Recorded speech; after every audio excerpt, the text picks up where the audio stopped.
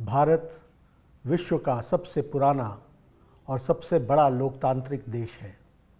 देश में कुछ ऐसी घटनाएं भी घटी हैं जहां संविधान की मूल आत्मा के साथ छेड़छाड़ करने का एक कुत्सित प्रयास किया गया है।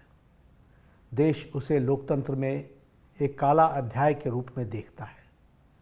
आज ही के दिन कांग्रेस की उस समय की प्रधानमंत्री श्रीमती इंदिरा गांधी ने आपातकाल की घोषणा 50 साल पहले की थी, जो केवल एक राजनीतिक घटना नहीं थी बल्कि लोकतंत्र पर सीधा हमला था, एक कुठाराघात था। 25 जून 1975 की आधी रात को तत्कालीन प्रधानमंत्री इंदिरा गांधी ने आंतरिक अशांति का बहाना बनाकर भारत पर आपातकाल थोप दिया था और देश के संविधान की हत्या कर दी थी। 50 वर्ष बाद भी कांग्रेस उसी मानसिकता के साथ जी रही है। उसकी नीयत आज भी वैसी ही तानाशाही वाली है। 1975 में हाई कोर्ट ने इंदिरा गांधी को चुनाव में आचार संहिता के उल्लंघन का दोषी ठहराया था और उन्हें 6 वर्षों के लिए किसी भी निर्वाचित पद पर रहने से अयोग्य करार दिया था। रातों रात प्रेस की बिजली काटी गई, सारे विपक्ष को जेल में डाल दिया गया, झोंक दिया गया, प्रेस की आज़ादी छीन ली गई। अनुच्छेद 352 आर्टिकल 352 का दुरुपयोग कर लोकतंत्र को रौंदा गया।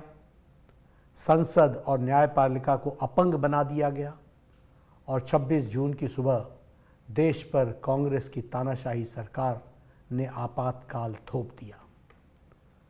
कांग्रेस की तानाशाही का विरोध केवल राजनीतिक नहीं था, यह भारत की आत्मा और संविधान की रक्षा का आंदोलन था, जिसमें राष्ट्रवादियों ने अपनी जान की बाजी लगा दी। जयप्रकाश नारायण और चौधरी चरण सिंह जी, साथ ही साथ अटल जी, आडवाणी जी, राजमाता विजयराजे सिंधिया जी, मुरली मनोहर जोशी जी सहित पार्टी के और विचार परिवार के हजारों कार्यकर्ता को इंदिरा गांधी की सरकार ने जबरन जेल में डाल दिया था। हमारे प्रधानमंत्री श्री नरेंद्र मोदी जी ने एक जिम्मेदार कार्यकर्ता के रूप में तानाशाही सरकार की आंखों में धूल झोंकते हुए लाखों समर्पित स्वयंसेवक कार्यकर्ताओं के साथ कांग्रेस की सच्चाई को हर गांव, हर गली और हर घर तक पहुंचाया था। आपाल की इन्हीं कहानियों आदरणीय प्रधानमंत्री श्री नरेंद्र मोदी जी के संघर्ष और अनसुनी घटनाओं को पुस्तक the emergency diaries years that forged a leader में शब्दों में पिरोया है। देश में संविधान की हत्या के 50 वर्ष में आपातकाल का दंश याद रखना और याद दिलाना दोनों जरूरी है, क्योंकि कांग्रेस आज भी उसी तानाशाही मानसिकता के साथ जी रही है। हम सबको यह पुस्तक अवश्य पढ़नी चाहिए कि किस तरह से कांग्रेस ने देश के लोकतंत्र को कुचलने की साजिश रची थी। लोकतंत्र के उपासकों ने किस तरह से अपने प्राणों की परवाह न करते हुए संघर्ष को प्रकाष्ठा कर कांग्रेस की इस साजिश को विफल किया था। India is Indira and Indira is India जैसे नारे कांग्रेस की उस मानसिकता को दर्शाते थे, जिसके तहत इंदिरा गांधी ने देश को व्यक्तिवाद और परिवारवाद की प्रयोगशाला बना दिया था। कांग्रेस समझती है कि इस देश की सत्ता पर केवल एक और एक परिवार का ही हक है, तभी तो उसने अपनी सरकार के प्रधानमंत्री के ऊपर भी सुपर पीएम बिठा दिया था। आज भी कांग्रेस की मानसिकता वैसी ही है। एक गरीब का देश का प्रधानमंत्री पद तक पहुंचना कांग्रेस से हजम नहीं हो रहा है। कांग्रेस शासित राज्यों में कानून व्यवस्था का हाल आज भी वही है जो आपातकाल में था। विरोध का दमन, धार्मिक तुष्टीकरण और सत्ता का अहंकार खुलेआम दिखता है। इंदिरा गांधी जी ने जस्टिस HR खन्ना जैसे ईमानदार जज को सीनियर होने के बावजूद मुख्य न्यायाधीश नहीं बनाया, क्योंकि उन्होंने सरकार के खिलाफ फैसला सुनाया था।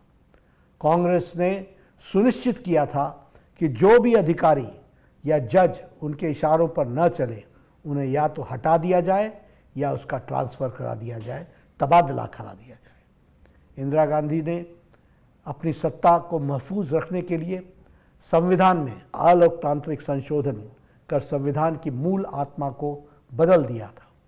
आपातकाल के दौरान यदि किसी नागरिक को गोली मार दी जाए तब भी उसे अदालत में जाने का अधिकार नहीं था। आज भी राहुल और कांग्रेस संविधान की झूठी दिहाई दे रहे हैं। आपातकाल के दौरान जेलों में बंद लोगों को अपने परिजनों के अंतिम क्रिया में शामिल होने तक की अनुमति नहीं दी गई। कांग्रेस ने आपातकाल के लिए आज तक अपने किए के लिए कभी भी माफ़ी नहीं मांगी है। 2024 का लोकसभा चुनाव से पहले कांग्रेस बाकायदा बहिष्कृत पत्रकारों की लिस्ट जारी की थी, जिनकी डिबेट में जाने से कांग्रेस प्रवक्ता को मना किया गया था।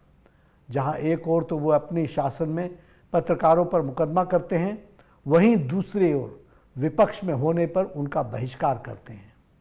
मैं आज इस अवसर पर देश के आपातकाल अभिशाप से मुक्ति के यज्ञ में अपनी जान की बाजी लगाने वाले लोकतंत्र के सच्चे सिपाहियों को आज अपनी ओर से और भारतीय जनता पार्टी के करोड़ों करोड़ कार्यकर्ताओं की ओर से श्रद्धांजलि देता हूं और उनको धन्यवाद देता हूं, जिन्होंने संविधान की रक्षा की, देश की रक्षा की।